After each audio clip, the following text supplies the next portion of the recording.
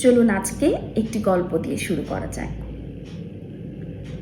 Eagle পাখি একদিন একটি দুর্ঘটনাবশত তার ডিমটিকে হারিয়ে ফেলে। হারিয়ে ফেলে মানে একেবারে হারিয়ে ফেলে না, তার ডিমটি পড়ে যায় নিচে একটি মুরগির ডিমের পাশে। মুরগি অন্যান্য ডিমের মতো ঈগল পাখির ডিমটিকেও তা দিতে থাকে। একসময় ডিম ফুটে বাচ্চা বের হয়। ঈগল পাখির ছানাটি মুরগির ছানাদের সাথে বড় হতে থাকে।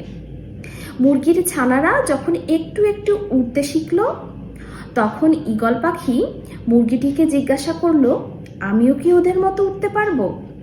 তখন মুরগি তাকে বলল, হ্যাঁ, তুমিও ওদের মতো উঠতে পারবে। কিন্তু আপনারা নিশ্চয়ই জানেন, ঈগল পাখি, মুরগি কেন, অন্যান্য সকল প্রাণীদের থেকে সবচেয়ে বেশি উচ্চতায় উঠতে পারে। ঈগল পাখি is the king of birds kingdom.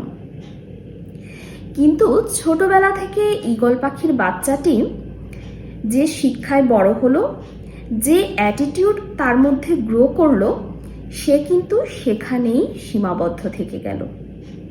ওই মুরগির মতো ওইটুকুই সে উঠতে জানে, কিন্তু তার ক্ষমতা হলো সর্বোচ্চ উচ্চতায় ওড়ার, কিন্তু সে সর্বোচ্চ উচ্চতায় উঠতে পারল না, কারণ তার মধ্যে সঠিক অ্যাটিটিউডটি গড়ে ওঠেনি। আমাদের ভেতরেও না এরকম অ্যাটিটিউড আছে। কিরকম? আসুন বুঝিয়ে বলছি। ধরুন আমরা কোনো কাজ শুরু করলাম, যখন আমরা সেই কাজে সফলতা অর্জন করতে পারি না, বা ধরুন কেউ আমাদেরকে যখন কটূক্তি করে কোনো কথা বলে, তখন আমরা কি করি? এক দৌড়ে আমাদের রুমে চলে যাই, দরজা বন্ধ করে কাঁদতে থাকি। কাঁদতে কাঁদতে আমরা ডিসিশন নেই, যে কাজে আমাকে কেউ ভালো বলছে না, যে কাজে আমি সফল হতে পারছি না, সেই কাজটি আমি আজ থেকে আর করব না। একেবারে ছেড়ে দেই সেই কাজ নিয়ে চিন্তা ভাবনা করা।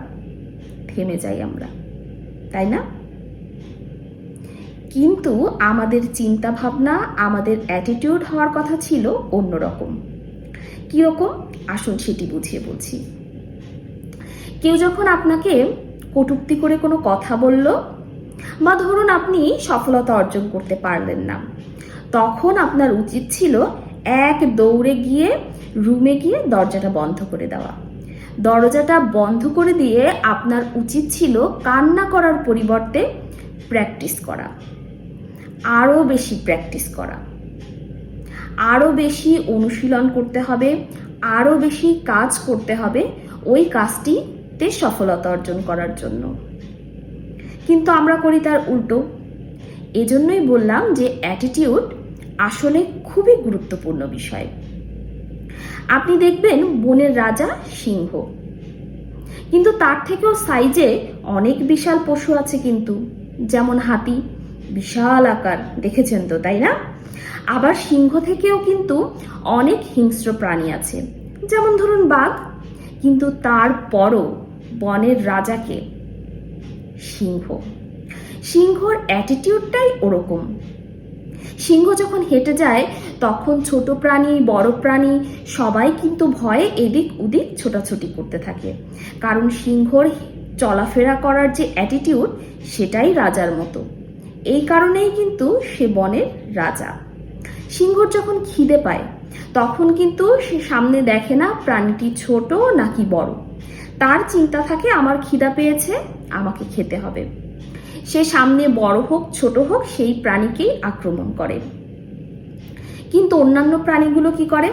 ধরেন সিংহ হেঁটে আসছে স্বাভাবিক গতিতে, তার পেটে ক্ষুধাও নেই, সে আক্রমণাত্মক ভাবেও আসছে না, কিন্তু তারপরও সিংহর যে একটি অ্যাটিটিউড রাজার মতো, সেই অ্যাটিটিউড দেখেই অন্য প্রাণীরা পাগল হয়ে দিক বেদিক ছোটাছুটি করতে থাকে। সেজন্য কিন্তু অ্যাটিটিউডটা আসলেই খুব জরুরি। তাহলে আজকে থেকে আপনার অ্যাটিটিউডটা চেঞ্জ করে ফেলুন। কেমন হবে আপনার অ্যাটিটিউড? ঈগল পাখির ওই বাচ্চাটির মতো নাকি সিংহর মতো? আমার তো মনে হয় সিংহর মতোই হওয়া উচিত।